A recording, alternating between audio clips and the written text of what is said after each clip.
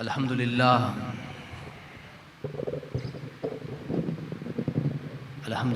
وکفا وسلام علی عبادہ الذین اصطفیٰ خصوصاً علی سید ولد آدم وخاتم الانبیاء وعلی آلہ المجتبیٰ وعلی کمل اتباعہ من الصدیقین والصالحین والشہداء.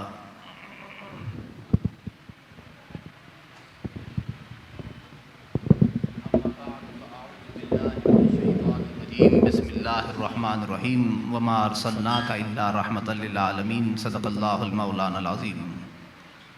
وقال اللہ تبارک وتعالی فی شان حبیبہ ان اللہ وملائکتہ یصلون علی النبی یا ایھا الذین آمنوا صلوا علیہ وسلموا تسلیما. اللہم صل علی سیدنا محمد.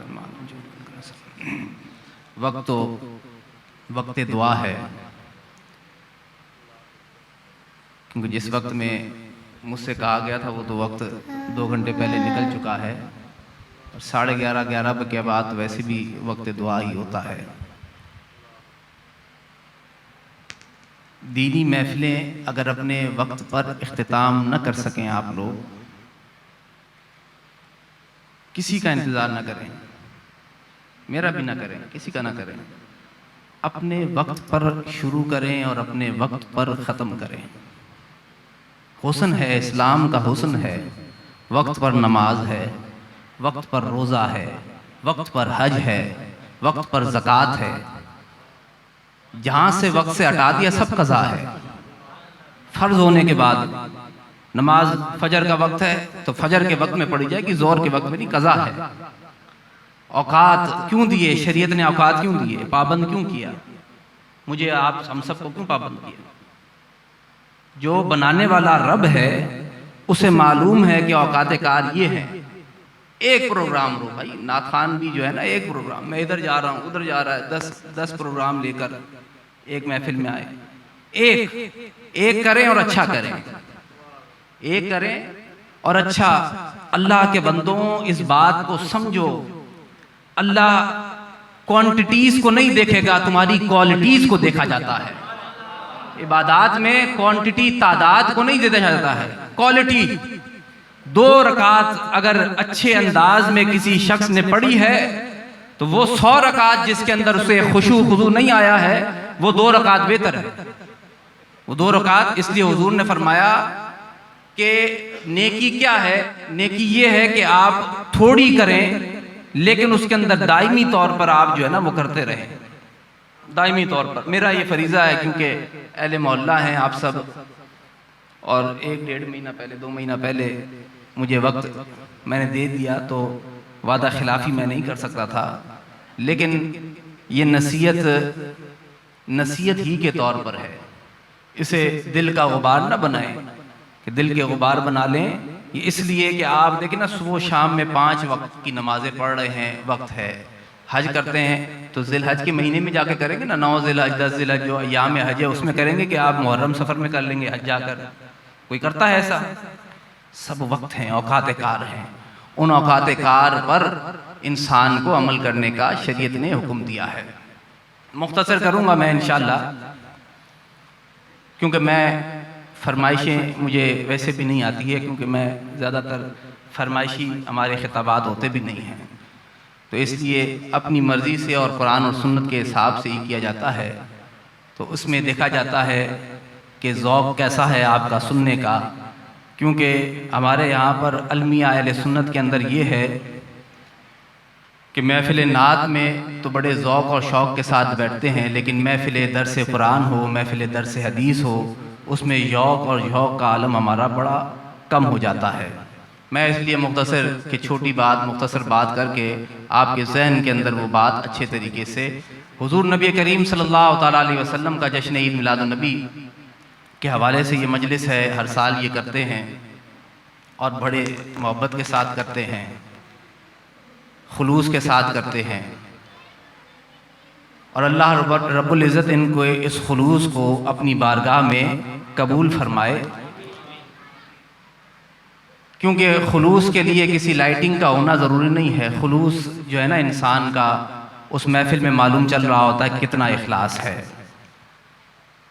تو حضور کے نام کی محفل ہے، پھر 11ویں شریف کے حساب سے بھی ہے، تو جہاں پر فضائل آقا علیہ الصلوۃ والسلام کے ہم سنتے ہیں، سناتے ہیں کہ جس ذات مبارکہ کا ہم سب کلمہ پڑھ رہے ہیں، اس ذات مبارکہ کا مقام اور مرتبہ اللہ کے نزدیک کیسا ہے، یہ جاننا بہت ضروری ہے۔ نماز مرکز دین نہیں ہے، رکن دین ضرور ہے، مرکز نہیں ہے۔ حج، روزہ، زکوٰۃ مرکز نہیں ہے، رکن ہے۔ دیکھیں اگر مرکز اصل یہ ہوتا کہ نماز ہی تھا اصل، تو آپ دیکھتے ہیں کہ مزدلفہ کے میدان میں جب عرفات کے میدان کا وقت مکمل ہوتا ہے اور وقوف عرفات کا وقت مکمل ہو جاتا ہے، تو عین مغرب کے وقت میں ایک بندہ جو ہے نا مزدلفہ کے لیے چلتا ہے، مغرب کا وقت آ رہا ہے تو چلتا ہے۔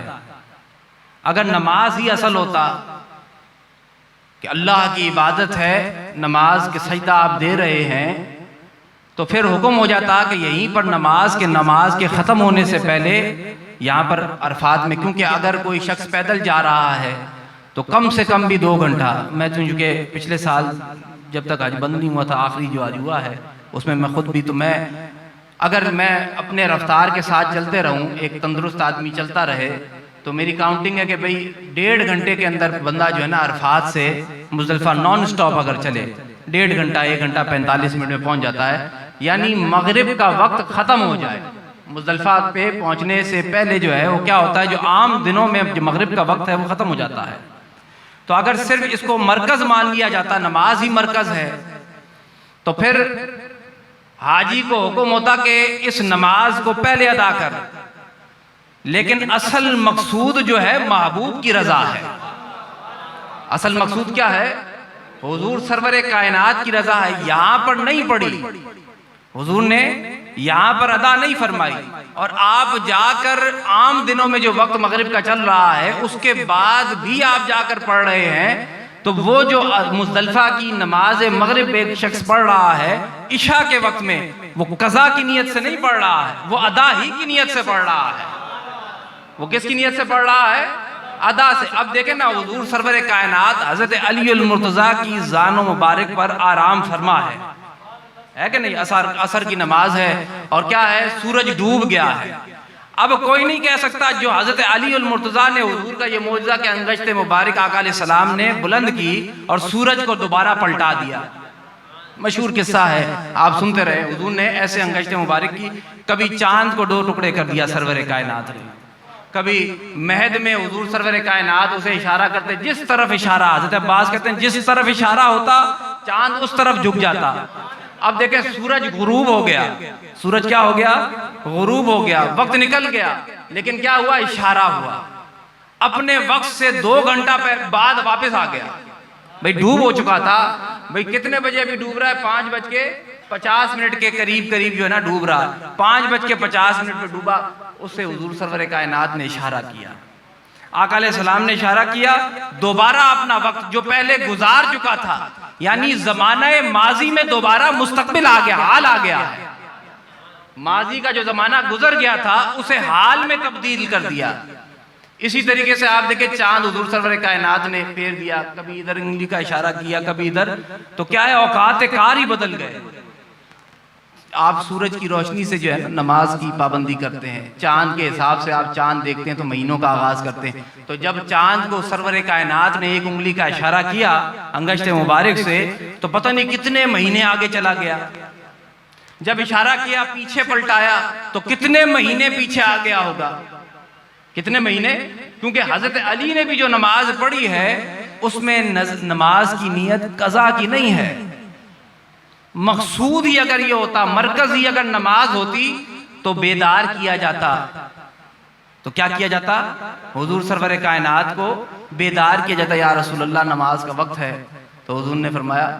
تو اسی طریقے سے حضرت اسامہ بن زید نے جب سواری پر سرور کائنات کے ساتھ تشریف فرما ہو گئے تو وقت مغرب، چونکہ عام دنوں میں پڑھتے تھے مغرب کی نماز اسی وقت میں، تو عرض کی، بخاری مسلم کی روایت ہے، تو حضرت اسامہ بن زید حضور سرور کائنات کی سواری میں بالکل پیچھے بیٹھ گئے، اونٹنی پر سوار ہوئے، حضور آگے اور حضرت اسامہ بن زید پیچھے۔ عرض کی، حضور نے ہلکا وضو بھی کیا، میدان کے اس راستے میں عرفات مزدلفہ کے درمیان میں حضور نے وضو بھی کیا. وضو کرنے کے بعد دوبارہ سواری پر جیسے ہی سوار ہوئے تو آگے ہو کر حضرت اسامہ نے عرض کی الصلاۃ الصلاۃ، یعنی یاد دہانی کرانے کے لیے کہ نماز کا وقت ہے. آقا علیہ السلام کا بخاری، مسلم اور ساتہ کی دیگر کتابوں کے اندر یہ جملہ مبارک آقا علیہ السلام کا یہ قول مبارک ملتا ہے. حضور نے فرمایا الصلاۃ امامک، نماز تیرے آگے ہے. نماز کیا ہے؟ تیرے آگے ہے. یعنی اس کی محدثین نے جو ظاہری تفسیر کی جاتی ہے، تشریح کی جاتی ہے، نماز کا وقت یہ نہیں ہے. مزدلفہ جب پہنچیں گے تو امامک وہاں جا کر نماز کا وقت ہے. اور صوفی جب تعبیر کرتا ہے تو کہتا ہے کیونکہ اسامہ پیچھے ہے، حضور آگے ہے، تو جب عرض کی یا رسول اللہ الصلاۃ الصلاۃ، حضور نے فرمایا الصلاۃ امامک، یہ نماز تیرے آگے ہے. اب محبوب کی رضا یہاں نہیں ہے کہ اس وقت میں اس جگہ پر نماز مغرب کو ادا کیا جائے، قضا نہ کیا جائے. قضا حضور کو بالکل پسند نہیں. حضور کی گنتی کی چند نمازیں حالت جہاد میں جو ہے نا وہ قضا ہوئی، ایک دو نمازیں آپ جو ہے سیرت کی کتابوں میں، ورنہ قضا کی تو حضور سوال ہی پیدا نہیں ہوتا. تو اس حال میں حضور نے کیا صلاۃ امامک، نماز تیرے یہ اہمیت ہے. تو مرکز سرور کائنات کی ذات مبارکہ ہے. حضور کی ذات مبارکہ کیا ہے؟ مرکز، آپ کا نچوڑ. آپ سے اس دور کے اندر یہودی عیسائی چاہتا کیا ہے؟ آپ اپنا دین وضاحتداری جو دینداری ہے نا وہ بالکل چھوڑ دیں اور بالکل دنیا دار ہو جائے، یہی آپ سے چاہتا ہے. اس لیے بارہا توہین کی جاتی ہے، اعانت کے بہت سارے کام کیے جاتے ہیں، اس لیے کہ دیکھا جاتا ہے کہ ذوق ایمان مسلمانوں میں کتنا ہے. جواب اس کا بہت سارے طریقے ہیں، جائیں جہاد کریں، بائیکاٹ کریں، بہت سارے طریقے. ایک اس کا سب سے بڑا جو آپ سلسلہ رکھ سکتے ہیں میں اور آپ، وہ یہ ہے کہ دین کو اپنے اوپر لے کر آئیں، اپنے جسم پر. اپنے ظاہری اسباب جو آپ کے یہ جسم ہے نا اس پر ایک بندہ نظر آئے کہ دیندار ہے، صرف ظاہری وضاحت کا دیندار نہیں. وہ چاہتا کیا ہے؟ قرآن کہہ رہا ہے بار بار تم سے یہودی کیا چاہتے ہیں کہ تم اپنے دین کو چھوڑ دو، نمازیں چھوڑ دو، روزہ چھوڑ دو، حج زکوٰۃ یہ سارے معاملات چھوڑ دو. اخلاقیات کی جو گندی اخلاقی تربیت ہے وہ اس کے اندر آ جائے، بد اخلاقی کے اندر شامل ہو جائے. اخلاقیات کو چھوڑ دیں، درس ہی چھوڑ دیں، اخلاقیات کا بات کرنا ہی چھوڑ دیں. وہ آپ سے چاہتا ہی یہ ہے، آج کا لبرل آپ سے چاہتا ہی یہ ہے. تو اس کا جواب کیا ہے؟ ایک بندہ آپ اب ہتھیار لے کر فرانس جائیں گے، ایک طریقہ ہے جائیں جہاد کریں، گورنمنٹ کا کام ہے جائے لڑے، غیرت مند ہوں تو لڑیں. 52-55 ممالک ہونے کے بعد بھی اگر آنکھ میں آنکھ نہ ڈال سکے تو غیرت ایمانی تو نہیں ہے. مسلمانوں کے اندر وہ غیرت ایمانی نہیں ہے جو ہونی چاہیے. غیرت ایمانی تو آپ نے اس 6 مہینے 8 سال میں دیکھی ہے نا، ابھی 8 مہینے کے اندر دیکھی ہے کہ جو چیز وقت کی ضرورت ہوتی تھی اس چیز کو اس وقت میں مہنگا کر کے بیچ رہا تھا.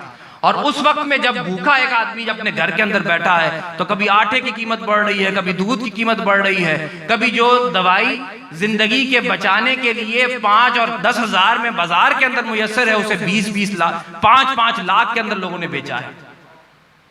یہ ہمارا ایمانی جو ہے نا جوش جذبہ وہ یہ ہے. یہ ظاہری. تو ظاہری آپ کا جواب کیا ہے؟ آپ کا جواب سب سے پہلے یہ ہونا چاہیے کہ آپ کی ظاہری وضاحت جو ہے نا اسلامی طریقے سے آ جائے، پھر آپ کا باطن جو ہے وہ اس اسلام کو قبول کرے. یہ نہیں ہے کہ آپ کے قول اور فعل کے اندر تضاد ہو، بات کچھ کرتے ہوں اور اس کے بعد آپ کہتے کچھ ہوں کرتے کچھ ہوں. ظاہری طور پر مجمع کے اندر تو دیندار ہر آدمی دیندار نظر آتا ہے، اس کی جلوت بھی دینداری والی ہو، اس کی خلوت بھی دینداری والی ہو. یہ نہیں کہ خلوت کے اندر بےایمانیاں کرتے رہے. تو اس لیے امام حسین نے فرمایا کہ بندے کی دینداری کا کیسے؟ فرمایا جلوت اور خلوت دونوں جب نیک ہو جائے تو وہ بندہ دیندار ہوتا ہے. حضور نے نہیں فرمایا، آقا علیہ السلام کا ارشاد مبارک کہ مسلمان کون ہے؟ من سلم المسلمون من یدہ ولسانہ، کہ مسلمان کون ہے؟ مسلمان وہ تعریف ہے حضور سرور کائنات نے کی. مسلمان وہ ہے، اسلام لانے والا وہ ہے کہ جس کی زبان سے اور جس کے ہاتھ سے دوسرا انسان مسلمان جو ہے نا وہ محفوظ ہو. دوسرا اس کی زبان سے بھی اس کے ہاتھ سے بھی دوسرا مسلمان. آپ کی زبان سے محفوظ رہتے ہیں لوگ، آپ کے ہاتھ سے جہاں پر آپ کو پاور ملتا ہے دبا دیں، زمینوں پر قبضہ، مال ہینٹ لو، یعنی دنیا کی ہر برائی مسلمان کرنے کے بعد کہتا ہے میں مسلمان ہوں، میں کیا ہوں؟ مسلمان ہوں۔ تو اس ظاہری وضاقتہ کے اندر صرف اسلام جو ہے وہ ظاہری وضاقتہ کا نام نہیں ہے، اسلام آپ کے ظاہری اور باطنی پورے انسان، اس لیے قرآن نے فرمایا کہ پورے کے پورے اسلام میں داخل ہو۔ یہ نہیں ہے کہ آپ جو ہے جہاں پر آپ کو اچھا لگے تو وہاں پر تو آپ اسلام کی بات کر لیں، مان لیں، جہاں پر آپ کو اچھا نہ لگے وہاں پر چھوڑ دیں۔ داخل ہونا ہے تو پورے اسلام، یہ نہیں ہوتا کہ میٹھا میٹھا تو کھا جاؤ تو کڑوا کڑوا جو ہے وہ تھو تھو کر دیں، نہ، جو آپ کو پسند آ رہا ہے، سمجھ آ رہا ہو یا نہ آ رہا ہو۔ اسلام کی بات بہت ساری ایسی ہے نا، بہت ساری حکمتیں قرآن اور سنت کی ایسی بھی ہوتی ہیں جو انسان کی ظاہری عقل پر نہیں آتی ہے کہ یہ کیسے ہے اور یہ کیوں ہے۔ بھئی سمجھ آتا ہو یا نہ آتا ہو، آپ نے ایمان لانا ہے۔ آپ دیکھیں نا، الحمدللہ رب العالمین تو سمجھ آتا ہے، ایمان رکھتے ہو کہ نہیں؟ الف لام میم سمجھ آتا ہے، ایمان ہے کہ نہیں؟ سمجھ آئے نہ آئے، آپ نے ایمان رکھنا ہے اس بات پر کہ یہ اللہ کا کلام ہے اور اللہ کی ہر بات کیا ہے کہ سچی ہے۔ اس لیے آپ انسانوں سے، مسلمانوں کے گروہ سے کہا جاتا ہے ان لوگوں کے ساتھ تمسک اور دوستیاں کریں جن کا تعلق اللہ والوں کے ساتھ جڑا ہوا ہو۔ اچھی دوستیاں، اچھی صحبتیں، کیونکہ اچھی صحبت جو ہے نا وہ انسان کو جو ہے وہ آہستہ آہستہ، برا بھی ہوتا ہے نا تو اچھے لوگوں کے اندر بیٹھتا ہے تو آہستہ آہستہ بدل جاتا ہے، تبدیل ہو۔ برے آدمی میں بیٹھے گا تو آہستہ آہستہ کیا وہ بری خصلت اس کے اندر آ جاتی ہے۔ تو اچھی صحبتوں کے اندر، اس لیے اچھی صحبتوں کے لوگ جو ہے نا ایک دوسرے کے ساتھ، اچھے لوگوں کے ساتھ سفر بھی کرتے تھے، اچھے لوگوں کے ساتھ کرتے تھے۔ سفر میں بھی جاتے تو دیکھا جاتا کہ آدمی کون ہے، اچھا آدمی ہے، برا آدمی ہے تو اس کے ساتھ، تو اچھے لوگوں کے سفر بھی اچھے لوگوں کے ساتھ۔ داتا گنج بخش علی اجمیری کہتے ہیں کشف المحجوب کے اندر کہ حضرت ابو سعید بڑے اپنے زمانے کے شیخ گزرے، تو ایک سفر میں گزرتے ہوئے ایک علاقے سے گزرے تو موسم سرما، سردی کا موسم تھا، تو پاؤں حضرت ابو سعید کے جو تھے وہ برف سے جو ہے نا ٹھنڈے ہو گئے، ایسی سرد ہوائیں ٹھنڈے، تو ساتھ میں ایک دوسرا درویش بھی ان کے ساتھ، تو اس درویش کے پاس جو کمر بند تھا وہ بڑا قیمتی تھا، کمر بند جو باندھتے نا لوگ، بڑا قیمتی کمر بند تھا۔ تو پہلے تو اسے خیال آیا کہ حضرت کے پاؤں جو ہے بڑے سردی سے اکڑ گئے ہیں، تو میں اپنا یہ کمر بند جو ہے نا حضرت کو دے دوں۔ ابو سعید ابو الخیر حضور داتا گنج بخش علی اجمیری کشف المحجوب میں لکھتے ہیں کہ پہلا خیال آیا کہ میں اپنا کمر بند جو ہے وہ حضرت کو دوں تاکہ تھوڑی سی وہ اپنے پاؤں کے اوپر ایسا باندھ لے تو تھوڑی سی گرمائی جو ہے ان کے پاؤں پر آ جائے۔ اب یہ خیال آیا تو خیال آتے ساتھ ہی شیطانی وسوسہ آ گیا۔ کیا شیطانی وسوسہ؟ کہ یہ تو بڑا قیمتی ہے اور حضرت پاؤں کے ساتھ باندھیں گے، آپ مطلب قیمتی کمر بند ہو اور پاؤں کے ساتھ حضرت باندھے، تو چھوڑ دیا اس نے۔ یہ خیال آیا تو پھر اس نے نہیں دیا۔ قدرت کی بات ہے کہ جب وہ اپنی مقام منزل پر پہنچ گئے تو اسی درویش نے حضرت ابو سعید سے پوچھا، کیا لوگ تھے ذہن انسانی کو پڑھنے والے، تو اس نے حضرت سے سوال کیا، حضرت الہام میں اور وسوسہ میں فرق کیا ہے؟ سمجھ آ رہی ہے بات کہ نہیں؟ ان قریب آپ کو کھانے کا معاملہ ہو جائے گا، بھئی میرے ساتھ چلیں گے۔ کیا ہے الہام اور وسوسہ میں فرق کیا ہے؟ حضرت ابو سعید سے اس نے یہ سوال، ابھی اس کی بھی مد ماری گئی ہوگی نا کہ بندہ جو ہے نا وہ عام آدمی سمجھ رہا ہو ابو سعید کو، درویش تو ہو لیکن عام آدمی سمجھتا ہو، تو حضرت سے پوچھ لیا، حضرت الہام اور وسوسہ کے اندر میں جب اپنے علاقے سے چلا تھا تو یہ خیال میرے ذہن میں تھا کہ میں پوچھوں گا آپ سے، تو اب منزل پر پہنچ گئے تو مجھے اس کا فرق بتائیں۔ تو فرمایا ابو سعید نے کہ الہام اور وسوسے کا فرق یہ ہے کہ جب تو کمر بند باندھ کھول کر مجھے دینے لگا تو یہ تو الہام تھا، اللہ کی طرف سے نیک الہام تھا کہ ایک بندہ سردی میں ٹھٹر رہا ہے، ایک بندہ کیا ہے سردی میں ٹھٹر رہا ہے، تو یہ کمر بند کھول کے حضرت کی خدمت میں دے دوں، یہ الہام تھا۔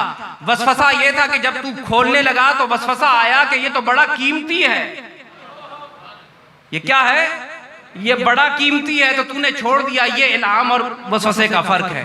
اسی طریقے سے ہماری پہلے ہم بات کرتے ہیں اچھی، 2 تعریفیں کرنے کے بعد اس کے بعد 4 برائیاں، یہ کل معاشرے کا یہ دستور ہے. 2 اچھائی باتیں کریں آپ، اس کے بعد آپ جناب اس کی 10 برائیاں گنوا دیں. یہ انسانی طبیعتیں ہیں. اب وہ دیکھیں ایک ذہن میں پنپنے والا خیال جو اس نے حضرت ابو سعید پر ظاہر بھی نہیں کیا تھا، شیخ پر ظاہر بھی نہیں کیا تھا، اس خیال کو جانتے ہوئے شیخ جواب دے رہا. اس سوال کو جانتے ہوئے حضرت جواب دے رہے ہوں تو پھر اس آدمی کی قابلیت کا معیار کیا ہوگا؟ اس آدمی کی قابلیت کا، یہ وہ لوگ ہیں کہ جن کا تعلق رسولوں کے ساتھ، نیک لوگوں کے ساتھ بہت مضبوط ہے. یہ تو آج کا مسلمان عجیب ہے کہ وہ یہ خیال کرنے لگے کہ نبی کو معلوم چلا کہ نہیں چلا. بے وقوف ہے تم. ان نبی کے بہت سارے معنوں کے اندر ایک معنی یہ بھی ہے کہ دور کی آواز کو وہ سن لے. کہو سبحان اللہ.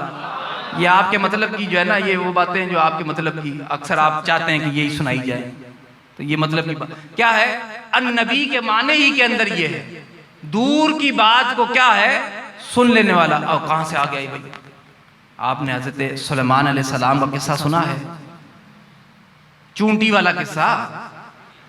کیا ہے کہ چونٹی کہہ رہی ہے حضرت سلیمان کے لشکر کو. اب آپ اٹھا کر تاریخ کی تفسیر کی کتابیں اٹھا کر پڑھیں، چونٹی کے درمیان میں اور حضرت سلیمان علیہ السلام کے درمیان میں جو ایک فاصلہ ہے کم سے کم 3 میل ہے. کتنا میل ہے؟ 3 میل. یہاں سے کتنا ہو گیا گاڑی جاتے سے؟ آپ 3 میل لگائیں. 3 میل کا لگا لو حساب، اپنا حساب. 3 میل کم سے کم کتنا ہے؟ ایک روایت کے اندر 5 میل بھی ہے، ایک میں 7 میل، لیکن کم سے کم بھی لے لو. کتنا میل ہے؟ 3 میل. چونٹی کی جسامت دیکھیے کتنی ہے، کتنی سی. اس جسامت کے حساب سے اس کی آنکھیں کتنی ہوں گی؟ جسامت اتنی سی ہے، اس کی بصارت کتنی چھوٹی سی آنکھیں. تو اس نے اپنے لشکر سے کہا بھئی نبیوں کا مقام تو بہت بلند ہے، میں جس جگہ پر آپ کو لانا چاہتا ہوں اس بات کو سمجھنے کی کوشش کیجئے گا کہ نبیوں کا مقام تو بہت بلند مقام ہے. تو حضرت سلیمان نے 3 میل کے فاصلے سے چونٹی کی بات کو سن لیا.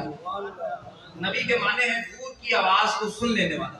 باریک سے باریک آواز بھی ہو نا، بھئی چھوٹا سا جیسے میں آپ چونٹی گزر رہی ہو، کان لگا کر سنے آواز آتی ہے، بس کان لگا کر آپ قریب کر لیں، کان کے پاس ہی لے آئیں اسے، آپ کو آواز نہیں آئے گی. 3 میل کے فاصلے سے حضرت سلیمان علیہ السلام نے اس کی آواز کو سن لیا. یہ تو نبی ہے، شان ہے، اللہ کے نبیوں کی شان ہے. لیکن کبھی یہ خیال آیا کہ اس چونٹی نے 3 میل دور دیکھ کیسے لیا؟ اس چونٹی نے 3 میل دور کیسے دیکھ لیا؟ یہاں بڑی بڑی بساطیں والے بیٹھے ہیں، میری آنکھیں بڑی اچھی ہیں، بہت دور تک دیکھتی ہیں. آؤ سڑک پر 3 میل ایک چیز جو ہے وہ کھڑی کر دی جائے، بڑا سائن بورڈ کھڑا کر دیا جائے، کہا جائے پڑھو. ادھر اینک لگانے جاتے نا، وہ سامنے لگا ہوا ہوتا ہے، الف بے بھی لکھا ہوتا ہے، اس پہ ABCD بھی ہوتا ہے. بندہ گڑبڑا جاتا ہے کہ کیا الٹا سیدھا پڑھ رہا ہے. اچھی بصارت والا بھی جو ہے نا، وہ بھی تھوڑا سا جب آخری لائن پر آتا ہے تو وہ بھی آنکھوں کو میچ لیتا ہے. آنکھوں کو میچ کے یار تھوڑی چھوٹی کر کے دیکھوں کہ صحیح صاف نظر آنے لگے. 3 میل کھڑے ہو جائے بازار کے اندر، کسی بھی میدان کے اندر کھڑے، 3 میل دور جو ہے نا کوئی بورڈ لگائیں، سائن بورڈ پڑھو. تو ایک چونٹی جو ہے سلیمان علیہ السلام کی ماننے والی، کہو سبحان اللہ. سبحان حضرت سلیمان کی ماننے ایمان رکھتی ہے.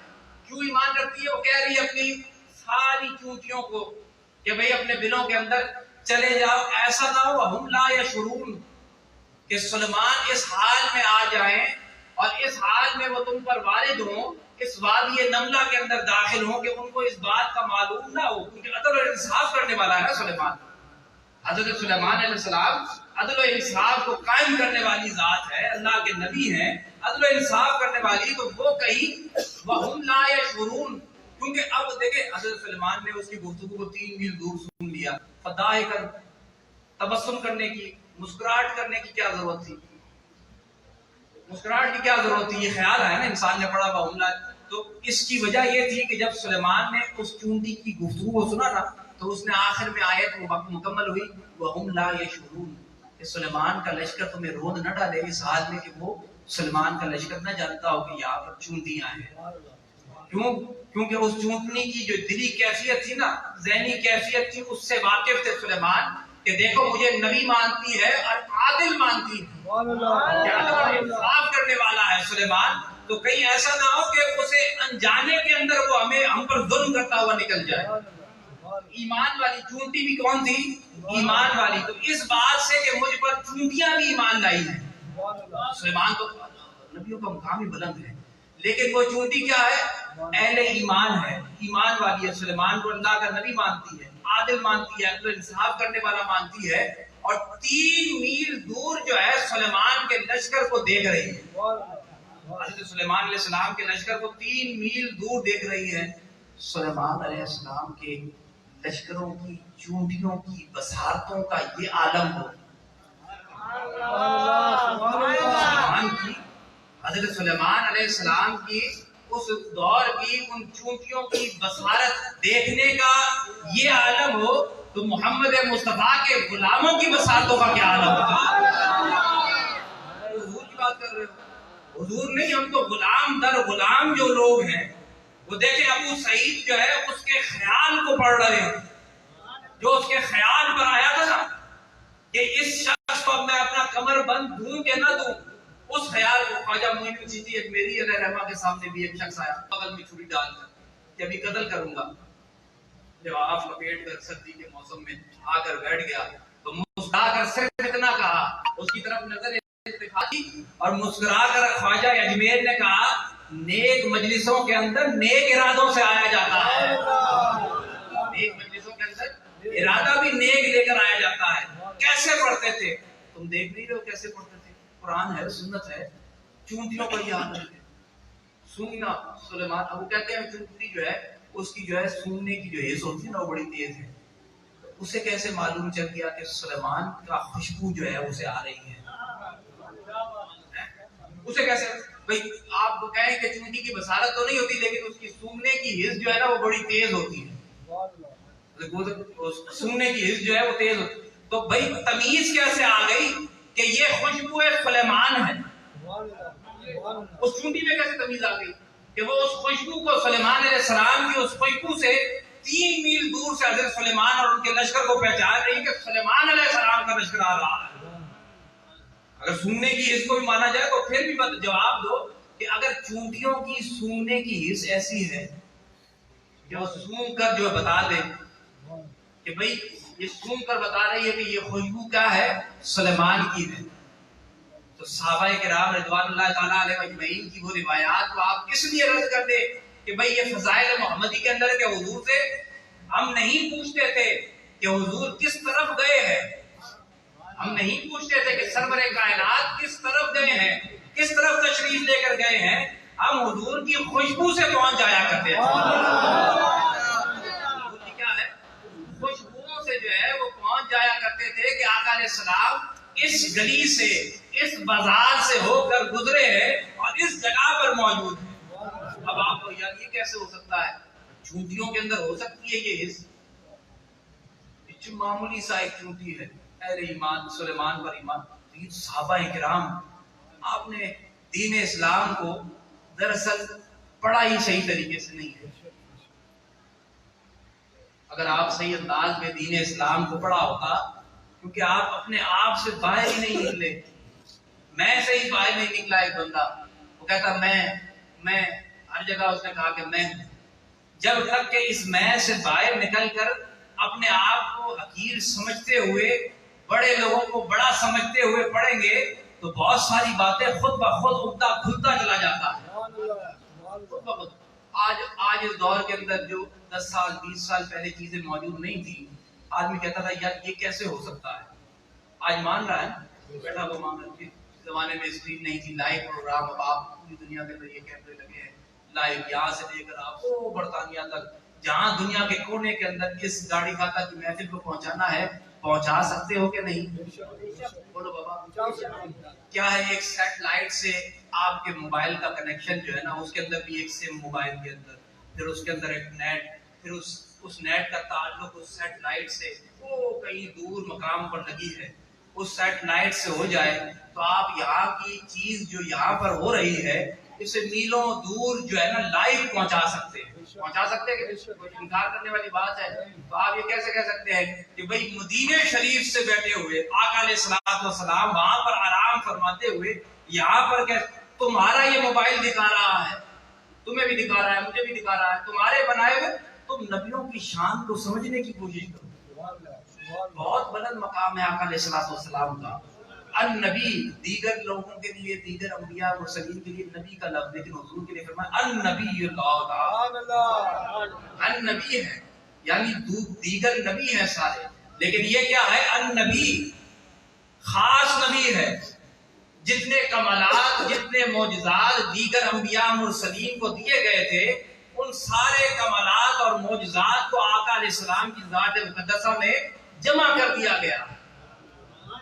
آج جو سوال پیدا ہونا ہے، کل جو پیدا ہونا ہے، قیامت تک جتنی مشکل باتیں، جتنے مشکل عقدے ہیں، کوئی ایسا عقدہ نہیں ہے کہ جس کی گرہ کو حضور سرور کائنات نہ کھول سکے، کوئی ایسا عقدہ نہیں۔ جتنے سوال تمہارے ذہنوں کے اندر سوال آ سکتے ہیں، تم بہت ساری چیز، تو جتنے سوالات ہیں، بھائی صحابی رسول کا یہ مقام ہے، ہر صحابی کا ایک الگ مقام ہے۔ دیکھیں حضرت عمر بن خطاب کا، حضرت ابوبکر صدیق کا، سارے صحابہ کا اپنا اپنا، حضرت علی المرتضیٰ کا بھی ایک اپنا مقام ہے۔ فرمایا انا مدینۃ العلم وعلی باب، میں علم کا شہر، علی اس کا دروازہ ہے۔ تو علم کا جو ایک باب حضرت علی المرتضیٰ کو ملا ہے، وہ ایک مقام پر آ کر یا تو ذات مبارکہ حضور کی ذات اقدس سے، کی زبان اقدس سے یہ جملہ سنا، سل مانگو مجھ سے۔ حضور نے فرمایا، صحابہ بیٹھے ہیں، مجلس سجی ہے، حضور نے فرمایا سوال کرو، جو سوال کرنا ہے۔ ایک شخص نے کھڑا ہو کر سوال کیا، حضور نے جواب دیا صاحب۔ ایک منافق کھڑا ہو گیا، میرے باپ کا پتہ بتائیے، حضور نے اصل بات کا پتہ بتایا۔ یا تو یہ انداز آقا علیہ السلام کا ہے، یا پوری تاریخ اسلام کے اندر پھر اگر کوئی دوسری آواز اٹھی ہے کہ حضور نے مطلق سوال کیا کہ بھئی سوال کرو جو کرنا ہے، اپنے بارے میں کرنا ہے، قیامت کے بارے میں، جنت کے بارے میں، دوزخ کے بارے میں، جو سوال کرنا ہے کرو۔ اور چونکہ حضرت علی المرتضیٰ کا یہ مقام ہے خاص، اس لیے بھی ہے کہ حضرت علی المرتضیٰ کی جو پیدائش کے بعد پرورش ہے وہ حضور سرور کائنات نے خود فرمائی ہے۔ اب پوری تاریخ صحابہ کے اندر جب ایک آواز بلند ہے، یا تو حضور نے فرمایا جو مانگنا ہے، جو سوال کرنا ہے مانگو، جو سوال کرنا ہے، یا تو حضور کے، یا پھر حضرت علی المرتضیٰ کے یہ سوال، یہ الفاظ ہیں جو نجف کے منبر پر سرور کائنات کے صحابی رسول نے فرمایا سلونی ان تفقدونی، سوال کر لو مجھ سے یہاں تک کہ مجھ کو اپنے آپ سے کھو دو، جو سوال کرنا ہے۔ جیسے حضور نے فرمایا نا اپنی مسجد نبوی کے اندر، حضور نے فرمایا مجھ سے مجھے جو سوال کرنا تھا کرو، تو ایک آواز حضرت علی المرتضیٰ کی بلند ہوئی، سلونی، جو سوال کرنا ہے۔ یہ شان ہے آقا علیہ السلام کے غلاموں کی، حضور کے اصحاب کی، پھر اصحاب کے جو تابعین جو تمسک کرتے رہے حضرت ابوبکر کے ساتھ، حضرت عمر بن خطاب اصحاب کے ساتھ، پھر ان کے غلام در غلام جتنے لوگ ہوتے چلے گئے، ان کا مقام اور مرتبہ آپ اپنی ذات سے تو بلند سمجھے، کیونکہ آقا علیہ السلام نے خود فرمایا، دیکھیں حضور نے فرمایا میرا زمانہ سب سے بہترین زمانہ ہے، اور ایسا زمانہ ہے کہ جس کے لیے خود قرآن نے قسم فرمائی والعصر ان الانسان لفی، قسم ہے زمانے کی۔ کون سے زمانے کی؟ آپ کے زمانے کی، میرے زمانے کی نا، یہ تو خرافات سے بھرا ہوا زمانہ ہے۔ ہمارا معیار کیا ہے؟ حضور نے فرمایا جو ہمارے بڑوں کا اکرام نہ کرے، جو ہمارے چھوٹوں پر رحم نہ کرے، اور ایک روایت میں اس لفظ کے ساتھ، ان الفاظ کے ساتھ حضور نے یہ بھی ارشاد فرمایا جو ہمارے علماء کا حق ادا نہ کرے فلیس منا، وہ ہم میں سے نہیں ہے۔ بڑوں کا اکرام جیسا کرنا چاہیے وہ کر رہی ہے دنیا۔ آج کا مسلمان سگا بیٹا کر رہا ہے کہ نہیں کر رہا ہے؟ جو بڑوں کا اکرام نہ کرے، جو چھوٹوں پر رحم نہ کھائے، جو ہمارے علماء کا اکرام نہ کرے، کیونکہ العلماء ورثۃ الانبیاء۔ یہاں تو ایک چھوٹی سی غلطی، حضرت امام شافعی تو تو آ کر لوگوں نے شکایت کی عالم کے بارے میں، فلاں عالم جو ہے نا وہ یہ، تو ڈانٹ دیا اسے. تم چاہتے ہو کہ ان کے اندر تم غلطیاں تلاش کرو اور پھر جو ہے تم ان غلطیوں کے اندر مبرہ ہو جاؤ، بالکل آزاد ہو جاؤ، بالکل آزاد ہو جاؤ. جان کولیر رحمہ کہتے ہیں کہ جو لوگ اہل حق علماء سے منہ موڑ کر اس دنیا سے جاتے ہیں، ان کی قبر کو کھودو، ان کی قبر اگر کھد جائے تو دیکھنا ان کا چہرہ بھی قبلے سے ہٹا ہوا ہوگا، ان کا چہرہ بھی کیا ہوگا، قبلہ سے ہٹ جاتا. تو جو ہمارے بڑوں کا اکرام نہ کرے، حضور نے فرمایا، جو ہمارے چھوٹوں پر رحم نہ کرے، جو ہمارے علماء کا حق ادا نہ کرے، حضور نے فرمایا وہ ہم میں سے نہیں ہے. تو آپ اپنی ذات، جو حضور کی جو باتیں ہیں آقا علیہ السلام کے فرمان، یا آپ انسان کی ذات پر دیکھیں کہ آج کا مسلمان کر کیا رہا ہے. بڑے بڑے لوگوں پر حضور نے فرمایا سب سے بہترین زمانہ میرا زمانہ، اس کے بعد ثم الذین یلونہم ثم الذین یلونہم ثم الذین یلونہم، پھر اس زمانے سے جو قریب تر زمانہ ہو گیا وہ کیا ہے. اور یہ قیامت کی نشانیوں میں سے یہ نشانی ہے. حضور نے فرمایا اپنے سے پہلے لوگوں کو جو گزر گئے نا، ان کو آئندہ آنے والی قومیں جو ہے نا وہ گالیاں دے رہی ہوں. ان کو کیا معلوم، آج کا MBA پاس یا جو ہے BBA کیا ہوا بچہ، MBA کیا ہوا بچہ، ان پڑھ باپ کہتا ہے آپ کو کیا معلوم دنیا کا، وہ کیا جنت سے اتر کے تجھے تیری پرورش کر رہا، جنت میں پرورش کر رہا، تجھے کیا پتا. آج کا بیٹا پڑھ لکھنے کے بعد آپ کو کیا معلوم. تربیت، ہماری تربیتوں کے اندر اسلامی طریقہ کار خود ہم اپنانا نہیں چاہتے ہیں، اور چاہتے ہیں دنیا جو ہے وہ ہمارے اسلام کو قبول کر لے. وہ ریڈ کر کے قبول کر رہی ہے، اللہ مہربانی کر لیتا ہے تو قبول کر لیتی ہے، ورنہ کردار مسلمانی سے وہ جو ہے وہ پھیل نہیں رہا ہے. کردار انسانی سے مسلمان جو اپنا کردار، ان کا اپنا کردار، تو یہ چیدہ چیدہ لوگ ہیں کہ جن کے کردار کو دیکھ کر لوگ مسلمان ہوتے ہیں. چیدہ چیدہ لوگ دنیا کے اندر ہے جن کے کردار کو دیکھ کر لوگ 80,000 آدمی، کبھی 80 لاکھ آدمی، کبھی 50 لاکھ آدمی جو ہے اجمیر کے اندر مسلمان ہو جاتا ہے. کیسے ہو جاتا ہے؟ ان کا اپنا کردار ہے. جو بول رہے ہیں وہ کر رہے ہیں، جو بولتے ہیں وہ کرتے ہیں. نصیحت لینے کے لیے ایک شخص، ایک عورت آتی ہے کہ بیٹے کو نصیحت کی جائے کہ یہ حلوہ نہ کھائے. ایک دن چھوڑ کر فرمایا، دوسرے دن تیسرے دن غوث پاک کے پاس، دوسرے دن تیسرے دن چوتھے دن ایک ہفتے کے بعد فرمایا بیٹا حلوہ نہ کھایا کرو.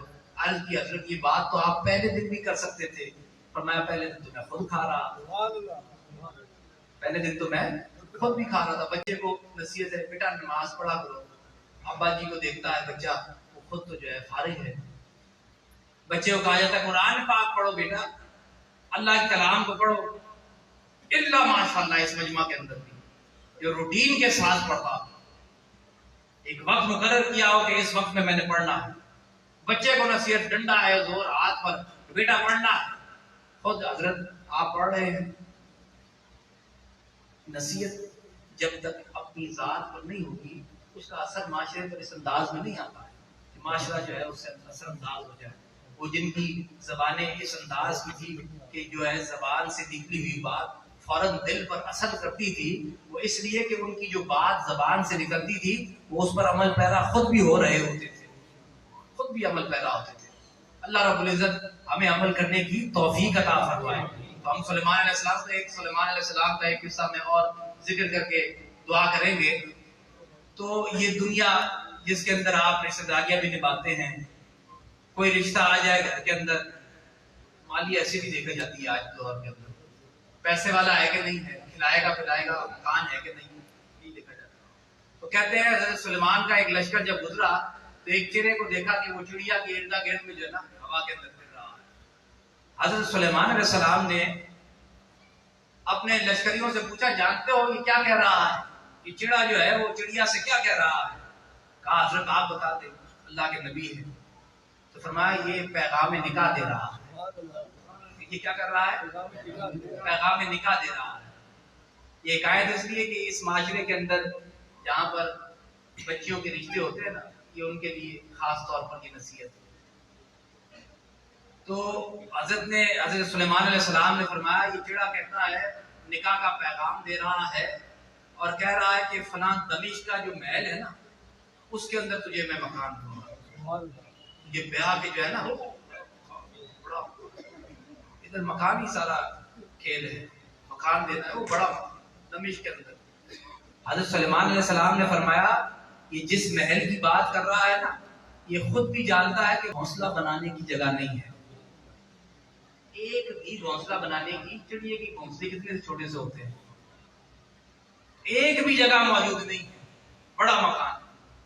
تو آخری یہ جملہ حضرت سلیمان علیہ السلام کا ہے، یہ فی معاشرہ اس زمانے کے اندر میں اس لیے کہہ رہا ہوں کہ یہاں پر بہت سارے لوگ جن کے بچیوں کے رشتے آتے ہیں، کس زمانے میں حضرت سلیمان علیہ السلام نے کیا بات کی، اللہ کے نبی نے تو فرمایا حضرت سلیمان نے کہ جب وہ کہا نا کہ بھئی یہ گھونسلہ بنانے کی، اور یہ جانتا بھی ہے کہ ادھر کوئی مکان جو ہے وہ ایک چڑیا کا جو ہے گھونسلہ بن بھی نہیں سکتا ہے وہاں پر، تو فرمایا اپنے لشکریوں سے حضرت سلیمان علیہ السلام نے کہ اکثر رشتہ ڈالنے والے، خطبہ نکاح کا پیغام بھیجنے والے جو ہے نا وہ اکثر جھوٹ بولتے ہیں،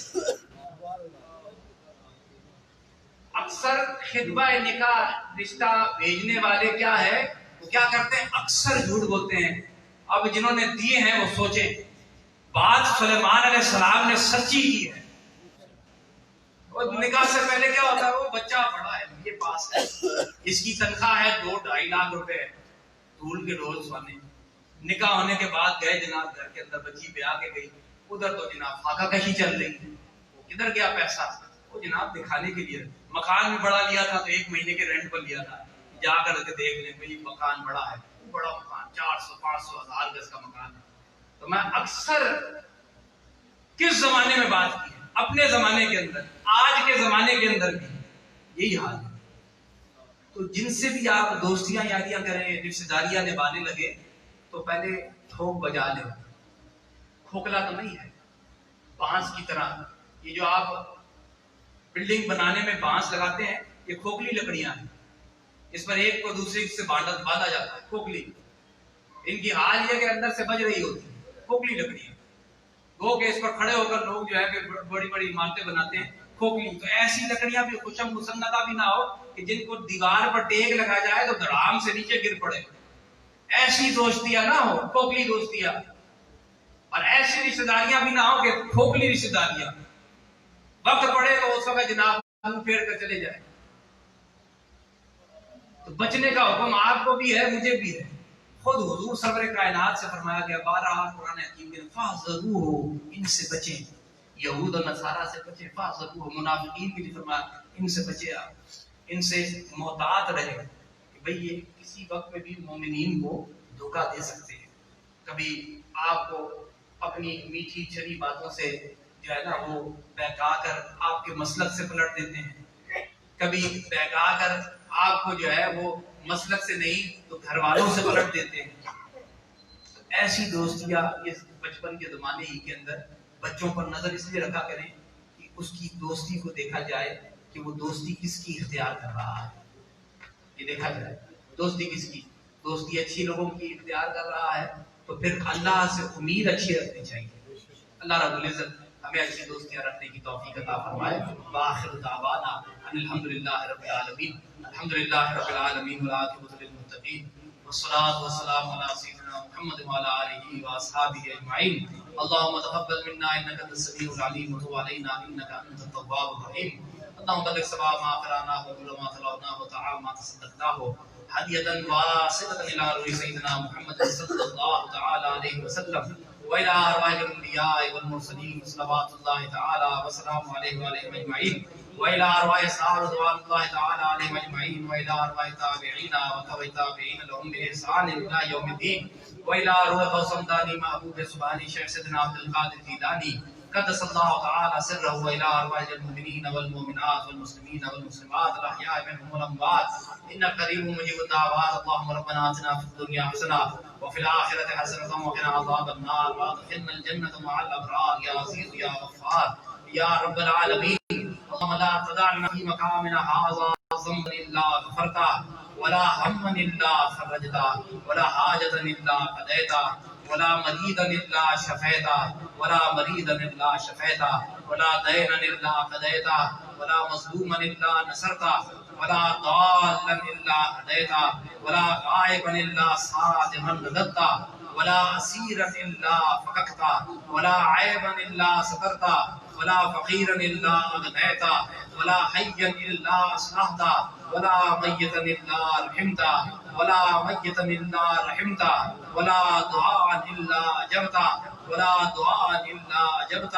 اللهم إنا نسألك إيمانا كاملا ويقينا صادقا وقلبا خاشعا ولسانا ذاكرا وعلما نافعا وعملا صالحا وتوبة نصوحا ورزقا حلالا واسعا طيبا ومغفرة قبل الموت وراحة عند الموت ومغفرة بعد الموت والعفو عند الحساب والفوز بالجنة والنجاة من النار والنجاة من النار بحرمة إن الله وملائكته يصلون على النبي يا أيها الذين آمنوا صلوا عليه وسلموا تسليما. اللهم صل وسلم تسليما على حبيبنا محمد. ألا إن أولياء الله لا خوف عليهم ولا هم يحزنون الذين آمنوا وكانوا يتقون. سبحان ربك رب العزة عما يصفون وسلام على المرسلين والحمد لله.